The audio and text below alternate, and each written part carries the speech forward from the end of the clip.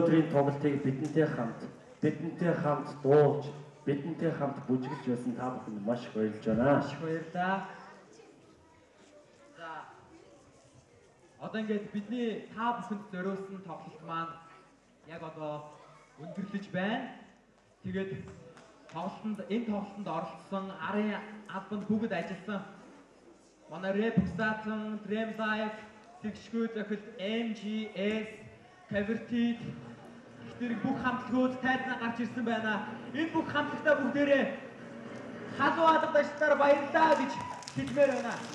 Энэхүү тоглолтыг хийх болсон хамгийн гол хүчин зүйл бол найз юм шүү. Хэмээ та бүхэн хин нэгэн найзыгаа гондоосон бол энэ заатнаас гараад бүгдээрэнд нь хайртай, бүгдэнд нь хайртай гэж хэлээрэй.